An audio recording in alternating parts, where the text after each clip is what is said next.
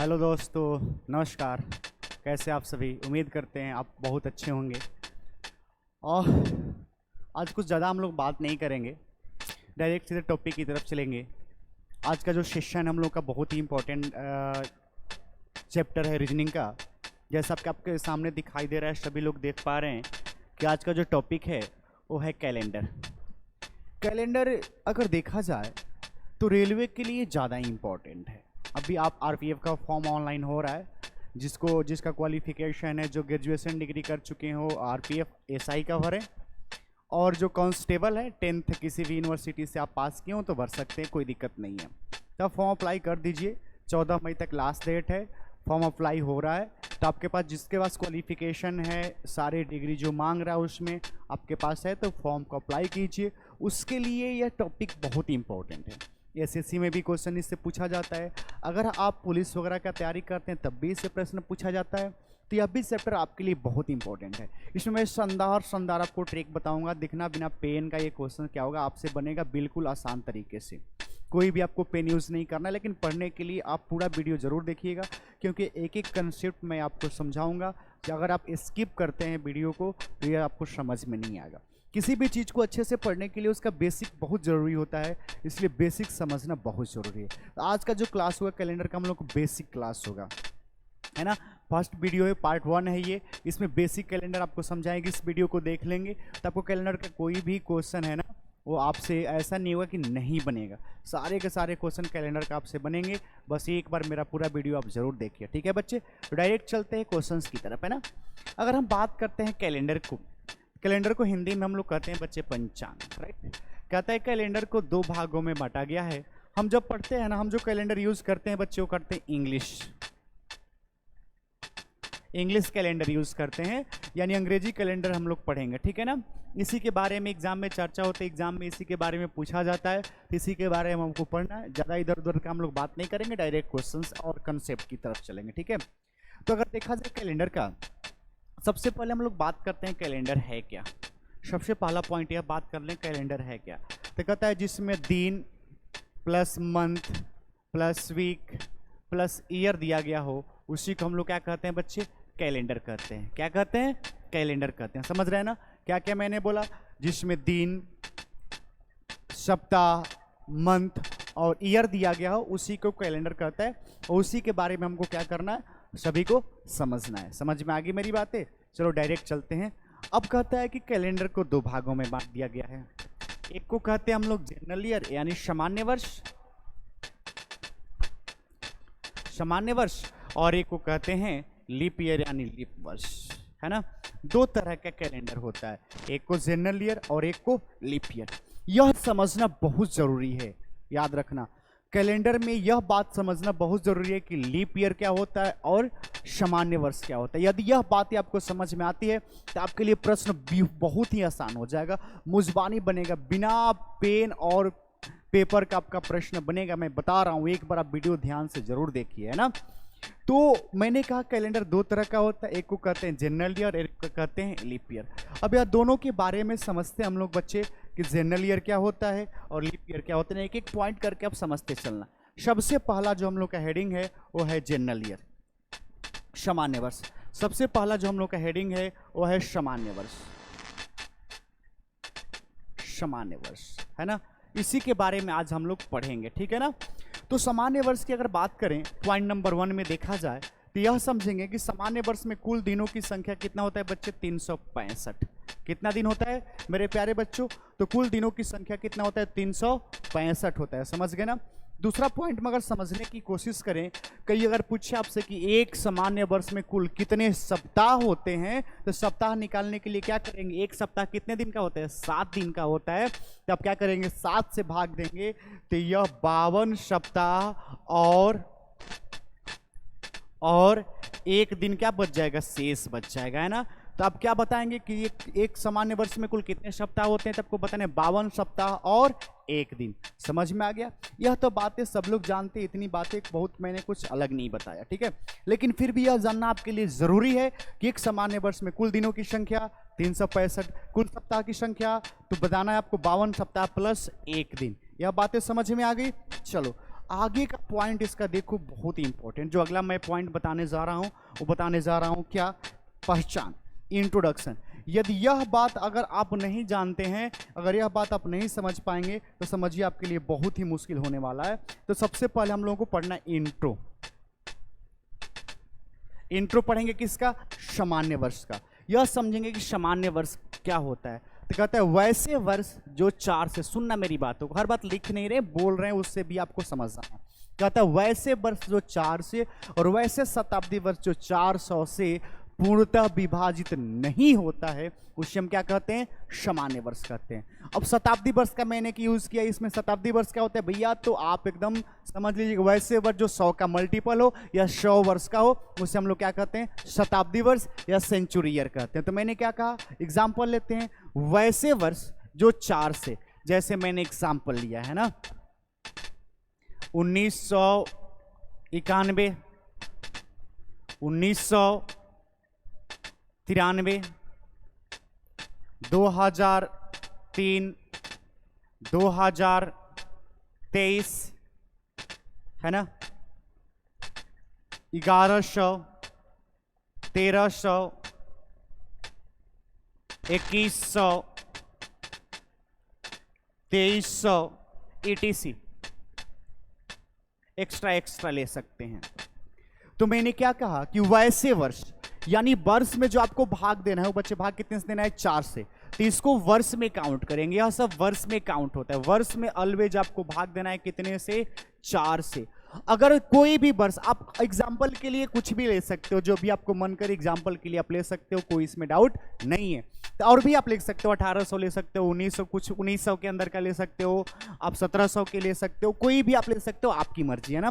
बस वह देखना है कि यह 4 का पूर्णतः मल्टीपल है कि नहीं। तो क्या 4 से कटेगा, बोलो सर नहीं कटेगा। क्या 4 से कटेगा, नहीं कटेगा। क्या 4 से कटेगा, नहीं कटेगा। क्या 4 से कटेगा, नहीं कटेगा।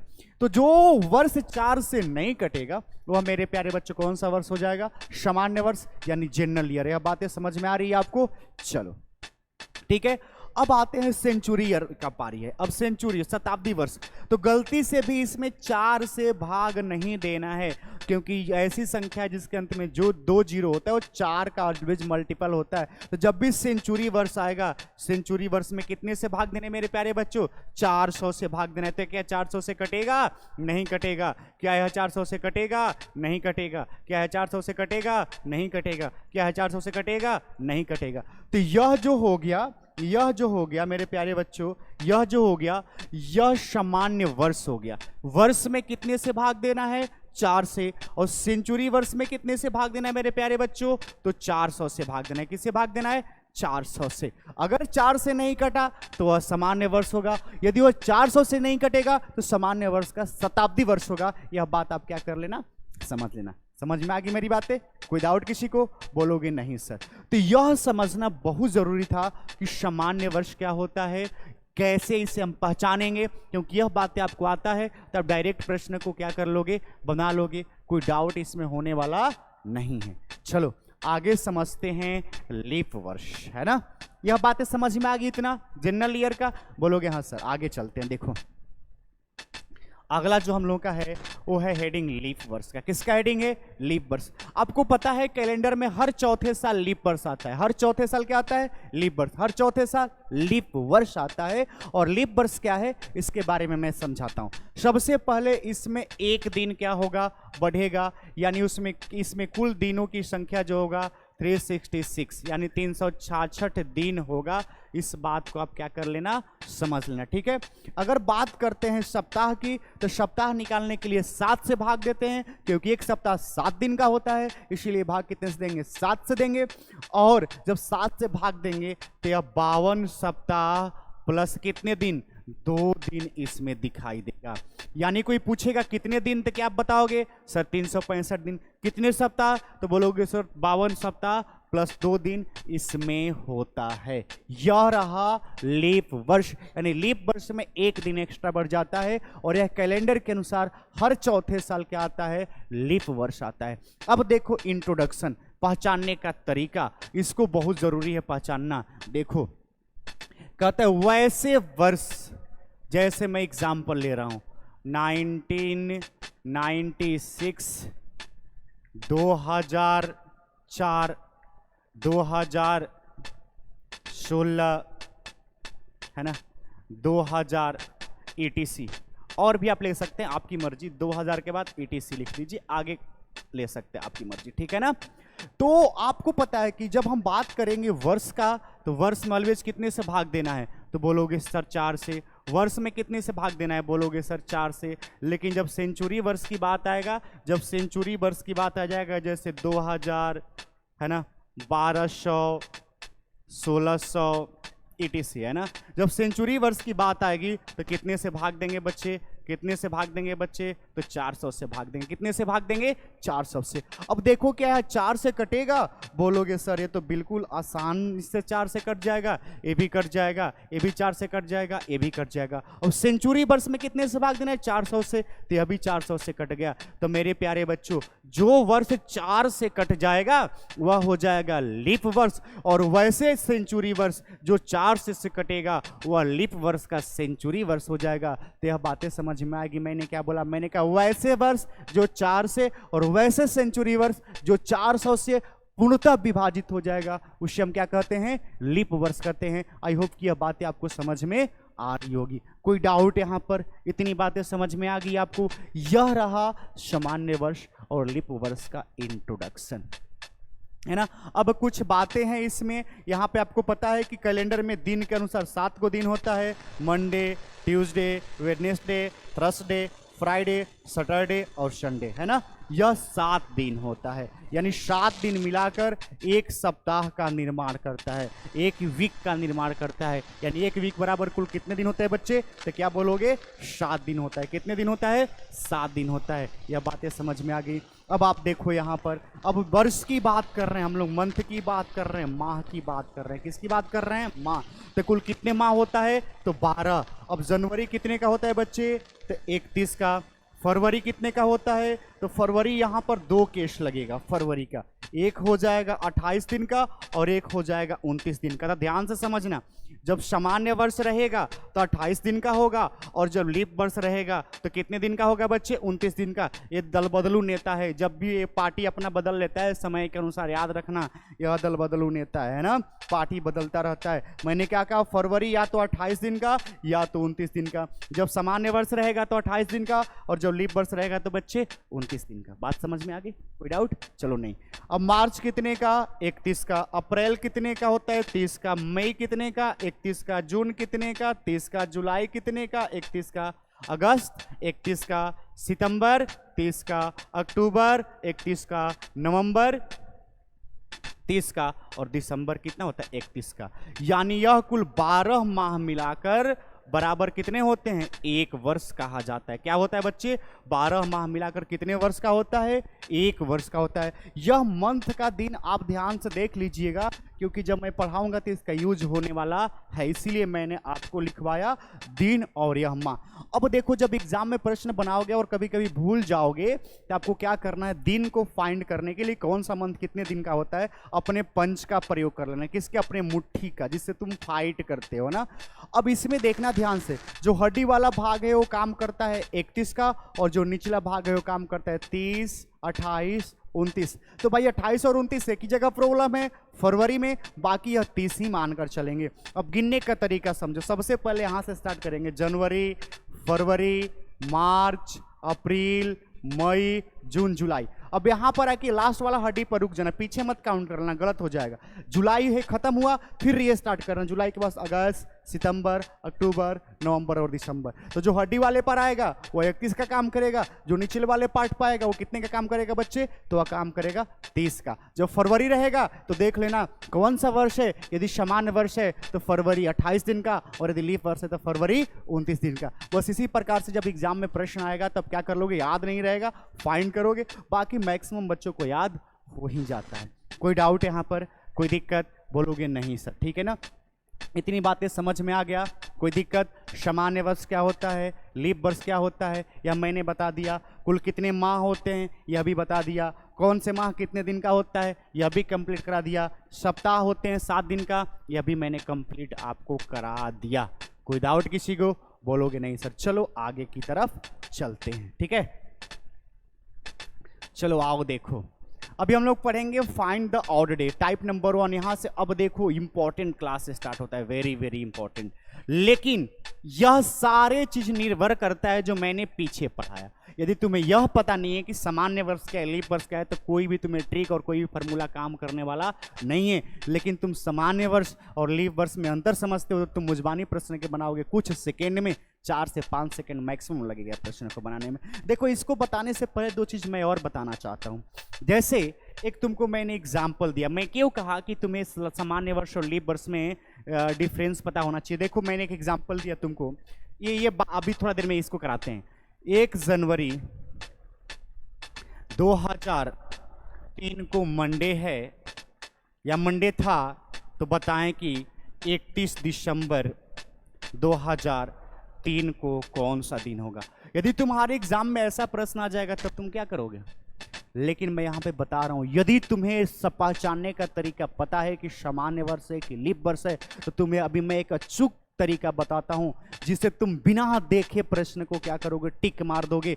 बस पहचानने आना चाहिए कि यह कौन सा वर्ष है, बस पहचानने आना चाहिए कि यह कौन सा वर्ष है। तो यह कौन सा वर्ष है बच्चों, तो यह वर्ष है सामान्य वर्ष, क्योंकि यह 4 से नहीं कटेगा। तो कहता है कंसेप्ट कि सामान्य वर्ष का फर्स्ट डे और लास्ट डे दोनों क्या होता है भैया, इक्वल होता है।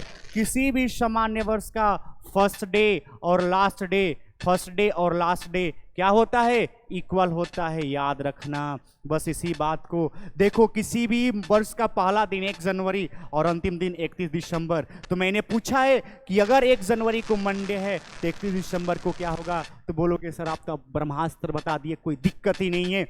अब फटाक से यहाँ पर क्या कर दोगे भैया, मंडे लिख दोगे। क्यों, क्योंकि सर यह इक्वल होता है दोनों के दोनों। सामान्य वर्ष, कोई भी सामान्य वर्ष ले लो, फर्स्ट डे रहेगा और लास्ट डे के बारे में पूछ रहेगा, तो दोनों का डेट क्या हो जाएगा, इक्वल हो जाएगा। इसमें कोई भी डिफरेंस नहीं है। तो मैंने कहा था कि यदि तुम्हें यह बात पता है कि सामान्य वर्ष क्या होता है, लीप वर्ष क्या होता है, तुम मुजबानी प्रश्न को बनाओगे। एक एग्जांपल और ले लेते हैं, लो इसको नोट करके लिख लेना, बड़ा अच्छा चीज तुमको मैंने बताया, ठीक है। डायरेक्ट क्वेश्चंस कई बार एग्जाम में पूछा गया है, ठीक है। एक क्वेश्चन और ले लो, जब तुमने सामान्य वर्ष कर लिया तो लीप वर्ष भी कर लो, क्या होता है आओ देखो। अगर मैंने एग्जाम्पल दिया भैया कि ये बताओ यदि कि 1 जनवरी 2024 को ट्यूसडे था। ये देखो जो दिन मैं लिख रहा हूं ये मुझे याद नहीं है, मैं मान ले रहा हूं। अब तुम जाके अप्लाई करके देख लेना घर पे कैलेंडर उठा के किसी भी वर्ष का, ठीक है। तो बताओ कि 31 दिसंबर 2024 को कौन सा दिन होगा। यह क्या हो गया, यह 2024 कौन सा वर्ष हो गया बच्चे, 2024 कौन सा वर्ष हो गया, बता दो, जल्दी बताओ, जल्दी बताओ, फटाफट बताओ। 2024 कौन सा वर्ष हो गया, 2024 लीप वर्ष हो गया, क्योंकि यह 4 का क्या है, तो कहोगे सर 4 का मल्टीपल है, लीप वर्ष हो गया। तो क्या लीप वर्ष का फर्स्ट डे और लास्ट डे इक्वल होता है, तो मैं कहूंगा ऐसा कभी नहीं होता है। तो क्या होता है सुनो, जब लीप वर्ष का प्रश्न हो और फर्स्ट डे और लास्ट डे की तुलना किया गया हो, तो क्या होता है, लीप वर्ष में फर्स्ट डे की तुलना में लास्ट डे में एक दिन ऐड हो जाता है, और एक दिन ऐड करके लिख दोगे, वही तुम्हारा आंसर हो जाएगा। देख लो ट्यूसडे है, ट्यूसडे में एक दिन बढ़ा के लिख दोगे तो क्या आंसर चला जाएगा, वेडनेसडे। यह तुम्हारा कौन सा हो गया, तो जब प्रश्न लीप वर्ष का होगा और फर्स्ट डे और लास्ट डे का कंपेयर किया गया होगा, तो फर्स्ट डे की तुलना में लास्ट डे में एक दिन बढ़ा देना, जो आएगा वही तुम्हारा क्या हो जाएगा बच्चे, आंसर हो जाएगा। बस इतना आसान है मेरे प्यारे बच्चों, समझ रहे हो ना। कोई भी टेंशन लेने की बात नहीं, क्योंकि मैं तुम्हारे सामने खड़ा हूं और मैं कैलेंडर के एकदम बेसिक से लेकर एडवांस यानी 0 to हीरो बना दूंगा। कैलेंडर में एक भी क्वेश्चन नहीं छूटेगा, ये तुम्हारा, ये तुमसे मेरा वादा है, ठीक है। चलो आ जाओ, अब हम लोग स्टार्ट करेंगे डायरेक्ट। क्या स्टार्ट करेंगे बच्चे, तो क्वेश्चन बनाएंगे। टाइप नंबर 1 यहां से तुम्हारा स्टार्ट होता है एग्जाम में पूछे जाने वाले प्रश्न। टाइप नंबर 1 का हेडिंग है find the odd day. Find the odd day यानी विषम दिन। क्या दिन, कैलेंडर में फाइंड द ऑड डे को विषम दिन कहते हैं। अब यहाँ पे समझने वाली बात है, हम लोग बचपन से पढ़ते आ रहे हैं कि भैया विषम संख्या, सम संख्या, विषम संख्या, सम संख्या, यहाँ पर विषम दिन की बात आ रही है। तो कैलेंडर में विषम दिन क्या होता है, क्या होता है मेरे प्यारे बच्चों, एक लाइन में समझाते हैं, सुन लो। मान लो मैंने तुम्हारे सामने लिख दिया 10 दिन। क्या लिख दिया? 10 दिन। अब इसको तोड़ो, 10 दिन में कितने सप्ताह? तो एक सप्ताह, और कहोगे कितने दिन? कहोगे 3 दिन। ओहो, मजा आ गया। अब देख लो, जो सप्ताह के बाद में शेष बचा उसी को कैलेंडर की भाषा में क्या कहते हैं मेरे प्यारे बच्चों? उसी को कैलेंडर की भाषा में क्या कहते हैं? बीसम दिन कहते हैं। यानी 10 दिन में पूछा जाएगा कुल कितने बीसम दिन है, तो आंसर कितना दोगे? तो भैया 3 दे दोगे। बीसम दिन मतलब सामान्य वर्ष और लीप वर्ष। अब कंसेप्ट सुनो, एक लाइन में लिख लेना अपने कॉपी पर। सामान्य वर्ष और लीप वर्ष के दिनों में 7 से भाग देने के बाद जो शेष बचता है उसी को हम लोग क्या कहते हैं? विषम दिन कहते हैं। जैसे फॉर एग्जाम्पल, है ना। और एक चीज और है, विषम दिनों की संख्या तुम देख लेना। विषम दिनों की संख्या एक बार नोट करके लिख लो। विषम दिनों की संख्या क्या क्या हो सकता है, नोट करके लिखना। तो विषम दिनों की संख्या 0, 1, 2, 3, 4, 5 और 6। इससे ज्यादा नहीं हो सकता है। अगर विषम दिन निकाल रहे हो, इससे ज्यादा आंसर आ रहा है, तुम्हारा आंसर गलत आ रहा है, यानी फिर 7 से भाग दो। यानी या तो 0, या तो 1, या तो 2, या तो 3, या तो 4, या तो 5। समझ में आ गई मेरी बात? अब मैंने कहा कि सामान्य वर्ष हो या लीप वर्ष, सामान्य वर्ष की बात करते हैं। एक सामान्य वर्ष बराबर कुल कितने दिन भैया? 365 दिन। कितने दिन? 365 दिन।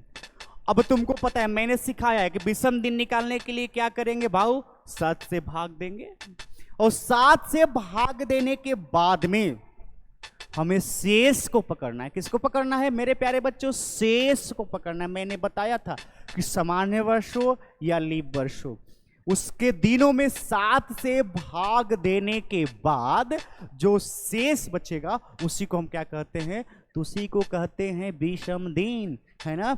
अब जब यहां पर 7 से भाग दे देंगे हम, तो शेष कितना बचेगा? 7 से जब भाग देंगे तो भैया शेष कितना बचेगा? जब 7 से भाग दोगे मेरे प्यारे बच्चों, जो शेष बच जाएगा वो बच जाएगा कितना?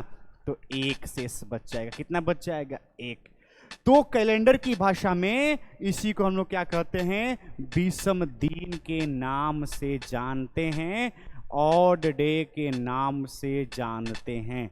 यानी हिंदी में कहते हैं विषम दिन। हिंदी में क्या कहते हैं मेरे प्यारे बच्चों? विषम दिन कहते हैं। समझ में आ गई मेरी बात? कोई और बात है तो बताओ। बोलोगे नहीं, है ना। तो यह सारी बातें हैं, इसको ध्यान में रखना है। तो एक सामान्य वर्ष में कुल कितने दिन विषम दिन मिल गए बच्चे? इसको माइंड में रखना। एक सामान्य वर्ष में कुल कितने विषम दिन? तो कहोगे सर 1। अब एक और निकाल लेते हैं, लीप वर्ष का भाई निकाल लेते हैं। लीप वर्ष का निकाल कर देखते हैं क्या होता है ना। अब आ जाओ। एक लीप वर्ष बराबर 366 दिन, और 7 से भाग देने के बाद में जो शेष बचेगा, 7 से भाग देकर देख लेना, शेष कितना बचेगा? 2 बचेगा। तो एक लीप वर्ष में कितने विषम दिन हो गया? 2। इसको माइंड में जरूर रखना तुम लोग, क्योंकि इसका यूज आगे आने वाले प्रश्न में होने वाला है। समझ में आ गई मेरी बातें? चलो, तो एक लीप वर्ष में कितने विषम दिन? तो कहोगे 1, और सॉरी 2। और एक सामान्य वर्ष में कितने विषम दिन? तो 1, और लीप वर्ष में 2। इसको भेजे में अपना रखना, ठीक है। अब आगे डायरेक्ट क्वेश्चन की तरफ चलते हैं। एग्जाम में क्वेश्चन तो पूछेगा नहीं, एग्जाम में क्वेश्चन क्या पूछेगा मैंने आपको बता, है ना। अब बताने जा रहा हूं, ध्यान में रखना। अगर मैंने आपसे पूछ दिया कि बताओ 100 वर्षों में, यह क्वेश्चन एग्जाम में पूछेगा, 100 वर्ष में कुल कितने विषम दिन होगा? तो आप इस प्रश्न को कैसे बनाएंगे? 100 वर्ष में कुल कितने विषम दिन होगा? कैसे बनाएंगे? 100 दिन नहीं है ना कि जरा तेज बनोगे, 7 से भाग दे के और शेष लिख दोगे, आंसर आ जाएगा। ये देख लो मैंने क्या लिखा है, 100 वर्ष मैंने दे दिया। तो तुमको क्या करना पड़ेगा? इसको पहले दिन में कन्वर्ट करना पड़ेगा, और तब जाके तुम क्या करोगे? 7 से भाग दोगे। तो 100 वर्ष को दिन में कन्वर्ट करने के लिए तुमको क्या करना पड़ेगा? पहले यह फाइंड करना पड़ेगा कि 100 वर्ष में कितने सामान्य वर्ष होता है और कितने लीप वर्ष होता है। समझ में आ गया मेरी बात? तो जब निकालोगे मेरे प्यारे बच्चों, तो 100 वर्ष में जब हम देखेंगे तो 4 से भाग दे देंगे, 25 चौके 100 यानी 25 लीप वर्ष होता है। लेकिन यह आंसर गलत है, क्योंकि जब यह तुम्हारा जो सेंचुरी वर्ष है, सुन लो केस, जब सेंचुरी वर्ष तुम्हारा यह सामान्य वर्ष का होगा, सेंचुरी वर्ष सब सामान्य का वर्ष का होगा, तो इसमें से एक कम करके लिखेंगे, यानी जब जब तुम्हारा यह सेंचुरी वर्ष सामान्य वर्ष का होगा, तब तब उस 100 सालों में लीप वर्षों की संख्या कितना होगा?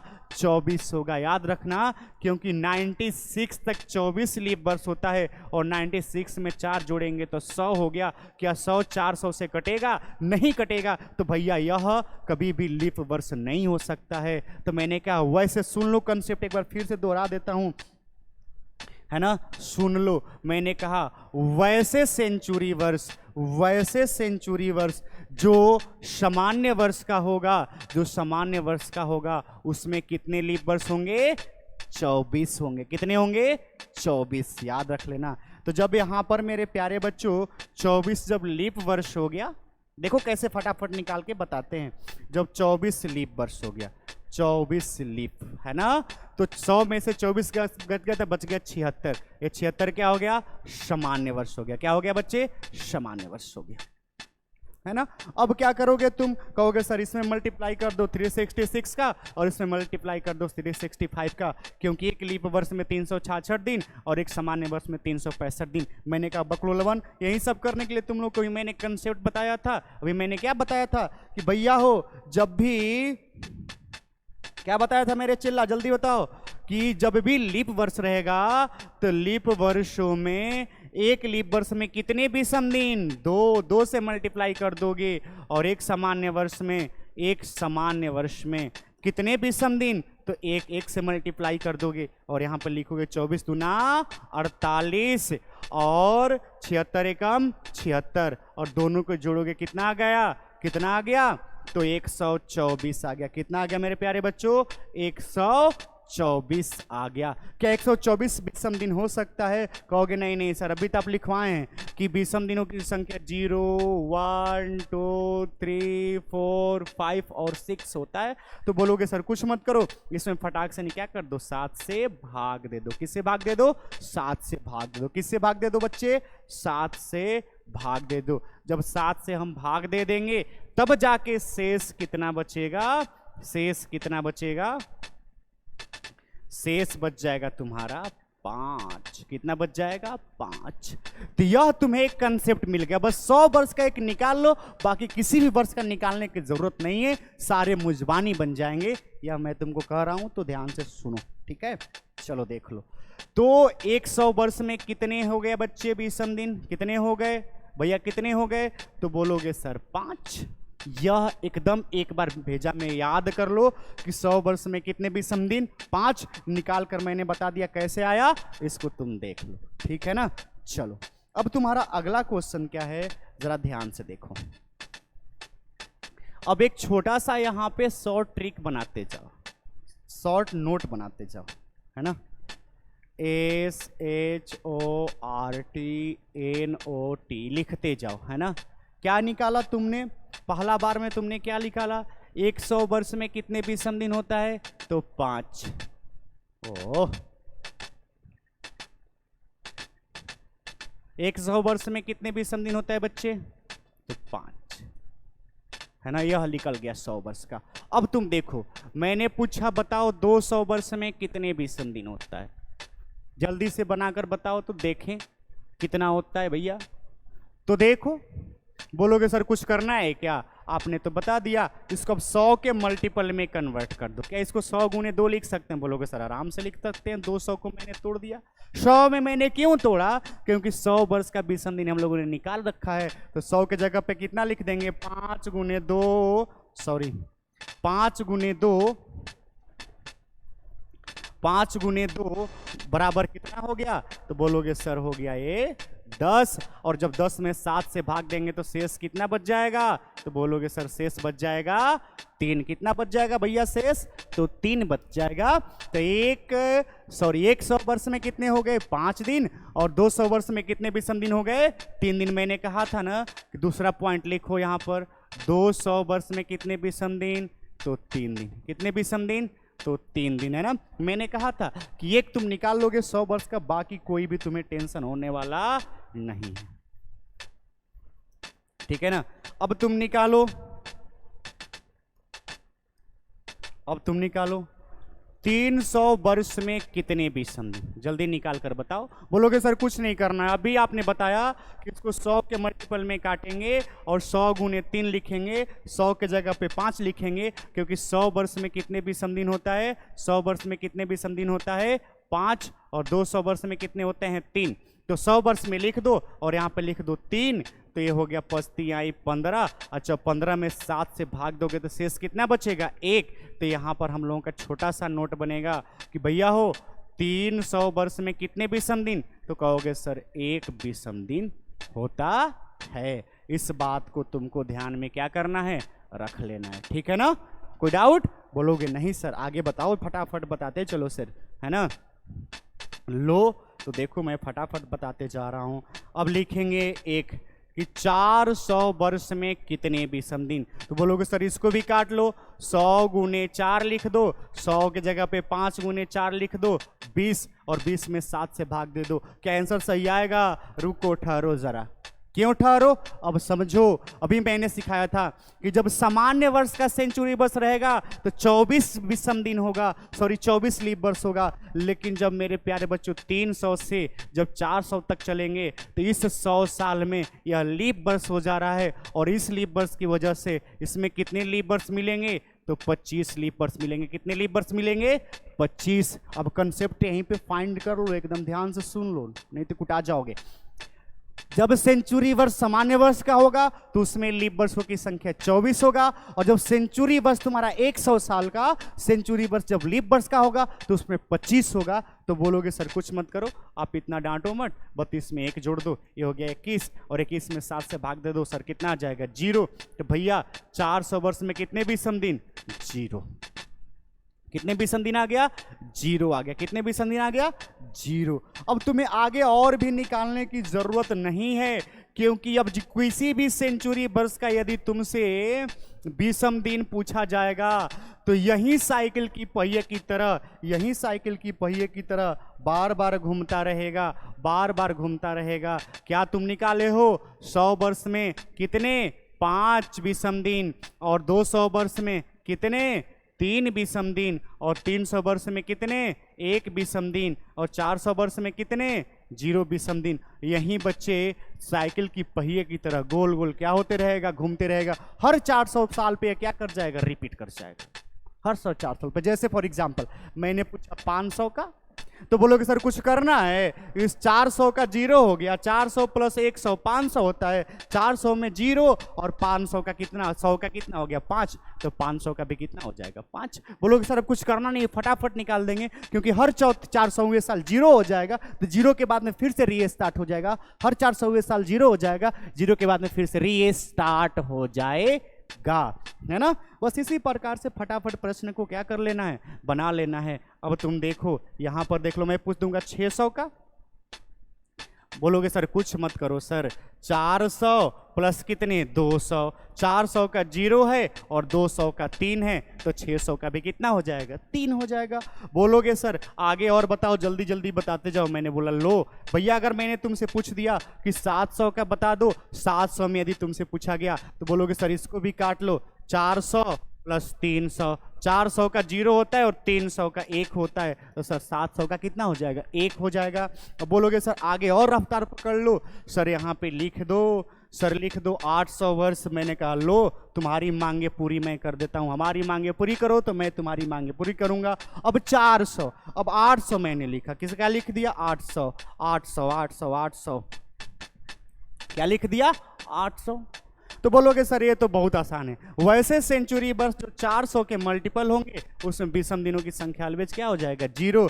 800 ले लो, 1200 ले लो, 1600 ले लो, कोई भी सेंचुरी वर्ष लो जो 400 का मल्टीपल होगा उसमें विषम दिनों की संख्या क्या आते रहेगा, 0। ये रहा विषम दिन का कंसेप्ट। बहुत तगड़ा तुमको मैंने कंसेप्ट बताया।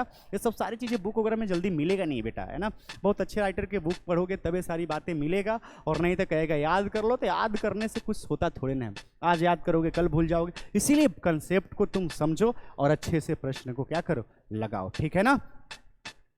कोई दिक्कत? चलो ठीक है, एक और तुमको मैं पूछता हूं, जरा तुम बता देना फिर आगे चलते हैं।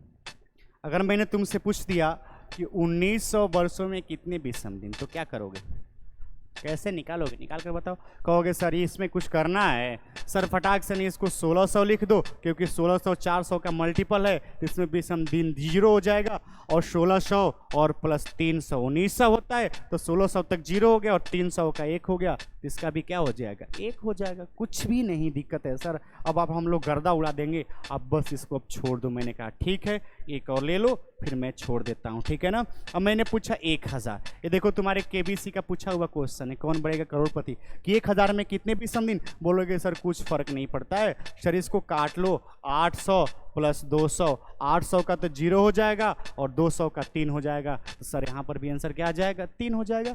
ते रहा विषम दिन, क्या रहा, विषम दिन। एक टाइप तुमको मैंने आज बहुत इंपॉर्टेंट टाइप कंप्लीट कराया, और यह बेसिक टाइप था। यह बहुत सारे एग्जाम में तो प्रश्न पूछे ही जाएंगे, साथ साथ में इससे कई सारे टाइप इससे ऐड होके प्रश्न को बनाया जाता है, जिससे तुम्हारा आगे आने वाला टाइप बहुत ही क्या हो जाएगा, आसान हो जाएगा।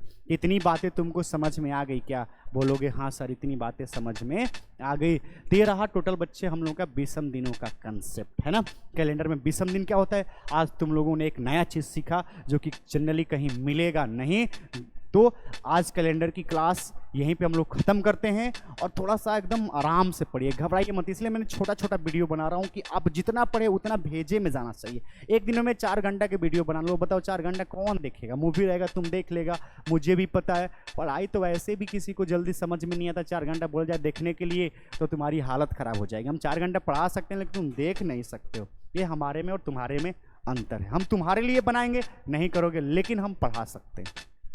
इसीलिए फिलहाल अभी छोटा छोटा वीडियो बना रहे हैं ताकि तुम लोग देखो, पहले एक बार आदत पड़ जाए, फिर आगे तो हम हैं ही बनाने के लिए। तुम जितना घंटे कहोगे उतना घंटे को मैं बना डालूंगा, है ना। तो ये रहा कैलेंडर की आज के हम लोग एक छोटा सा क्लास। आज हम लोगों ने 2-3 चीज़ें सीखा। सबसे पहले कैलेंडर क्या है, कैलेंडर कितने तरह का होता है, उसमें हम लोगों ने सीखा विषम दिन क्या होता है। उसी के क्लास आज हम यहीं तक समाप्त करते हैं, फिर मिलते हैं नेक्स्ट क्लास में, और अब इस पर चर्चा करेंगे कि नेक्स्ट टाइप क्या है। आगे की तरह हम लोग बढ़ते जाएंगे, एक से एक टाइप है, अभी बेसिक लेवल स्टार्ट किया, आगे आगे आगे आगे एडवांस लेवल तक होते जाएगा। तो बच्चे हो आज के लिए इतना ही, फिर मिलते हैं नेक्स्ट क्लास में।